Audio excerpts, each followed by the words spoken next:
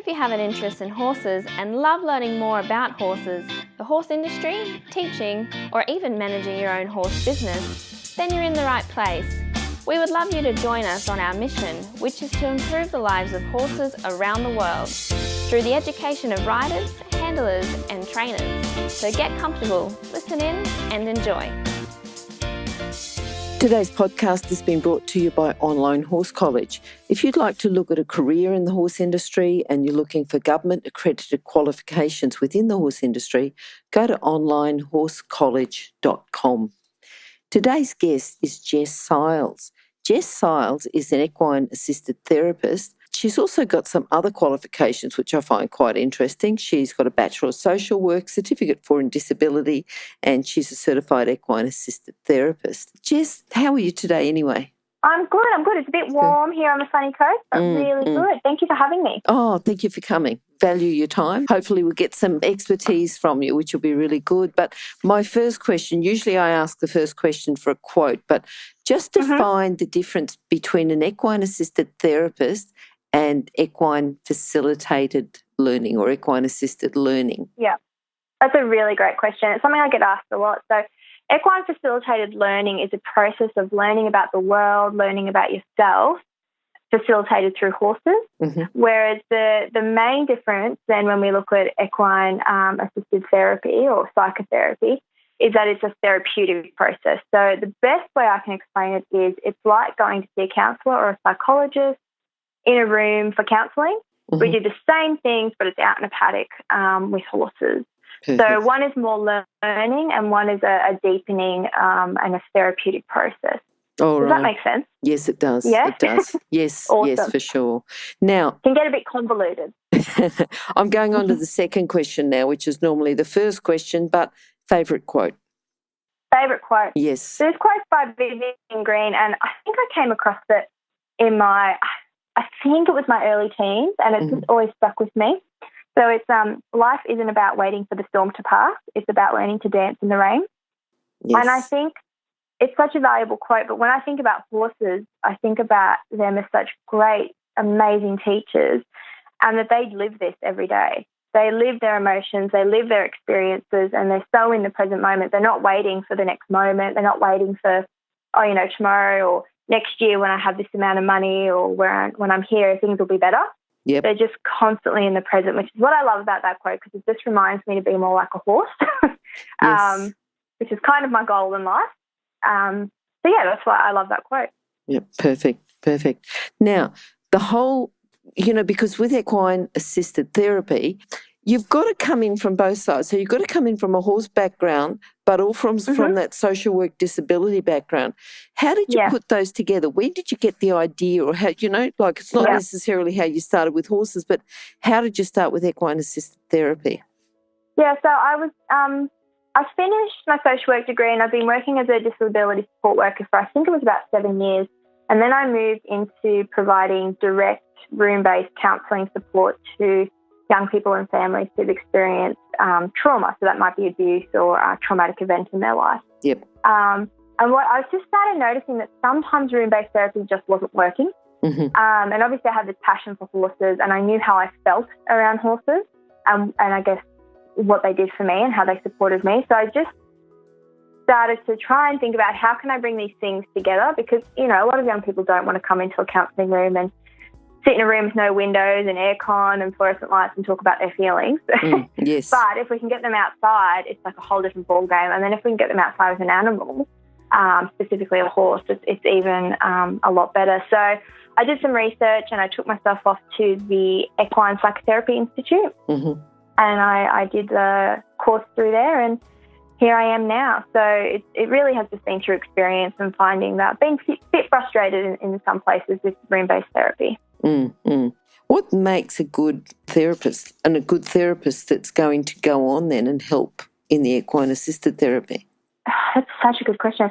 I really think it's about having a really good sense of awareness and an understanding that a lot of healing and a lot of therapeutic healing really happens within relationship and connection and authentic relationship and connection. And So then if we bring that into the space of equine-assisted therapy, having that authentic relationship with the horse or the horses is really powerful. So I think just having that very base understanding will really get you very far.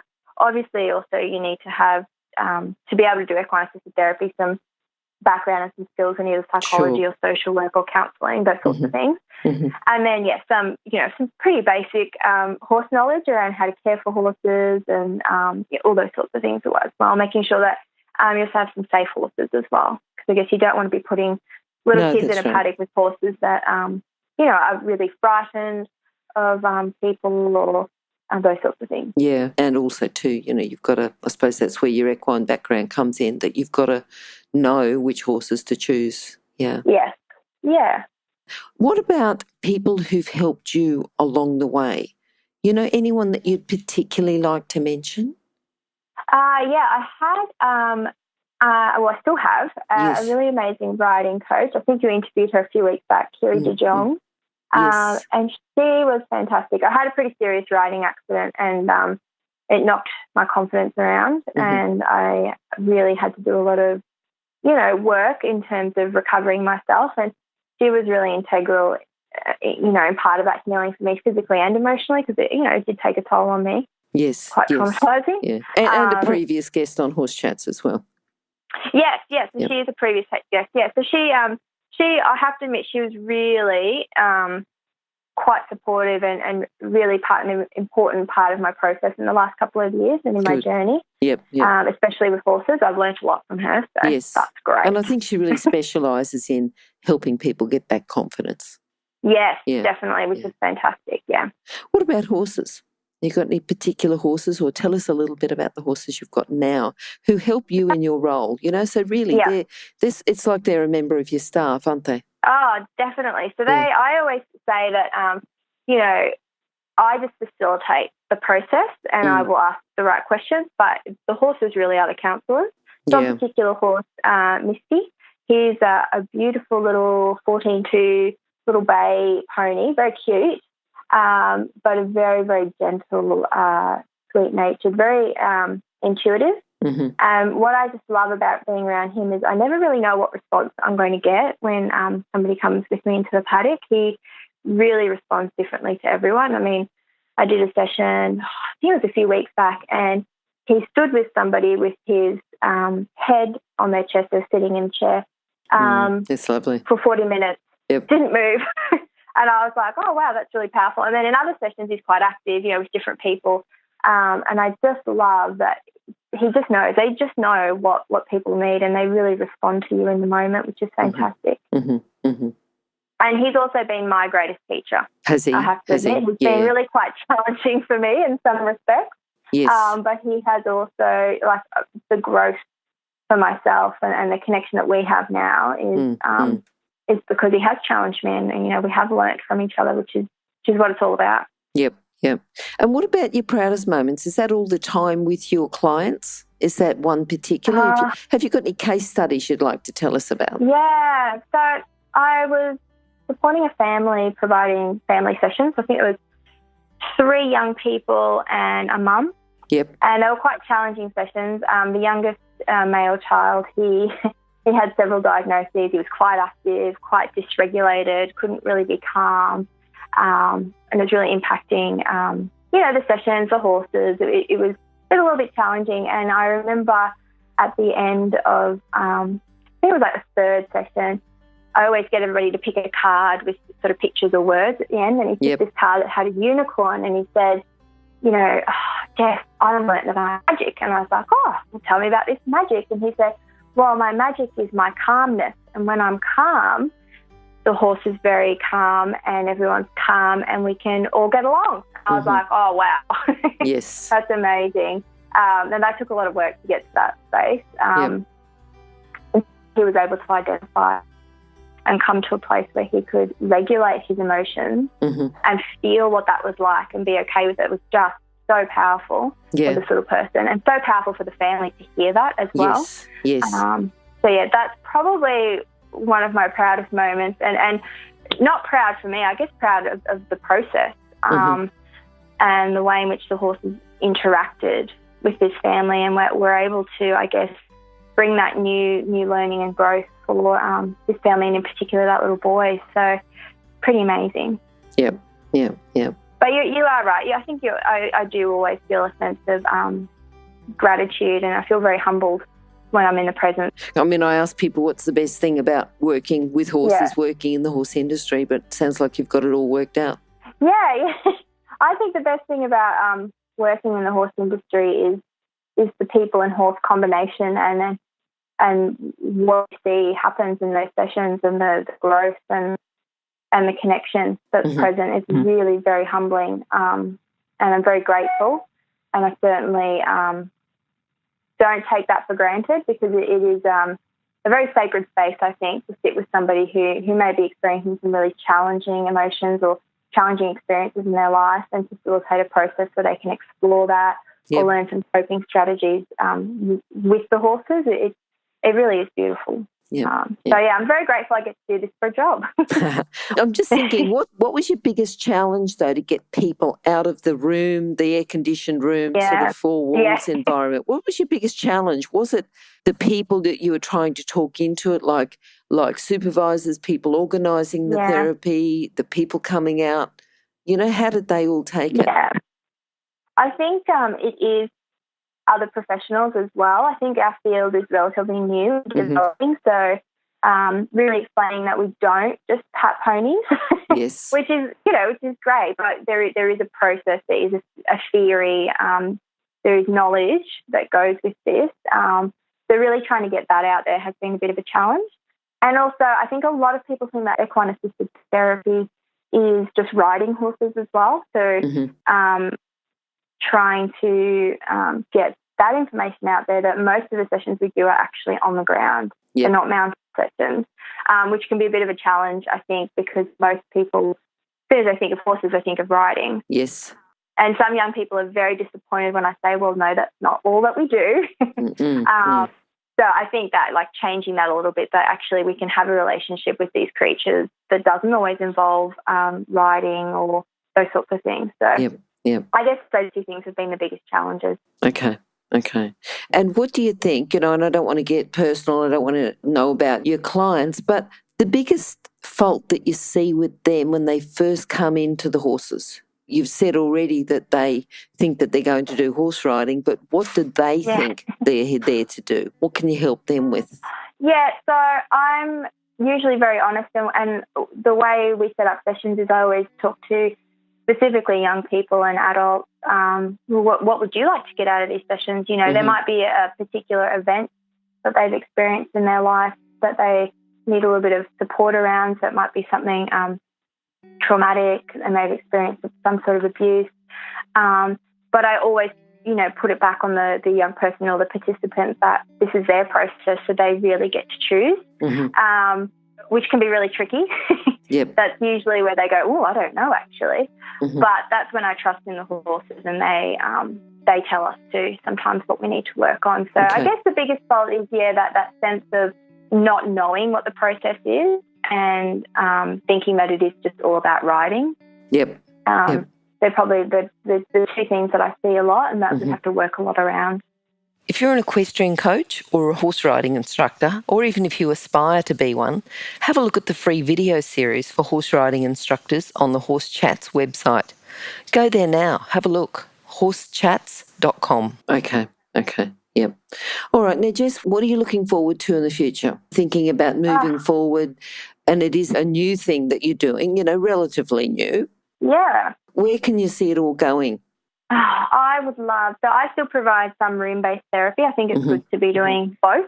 But I would love to be doing the equine-assisted therapy more, and do the room-based therapy less.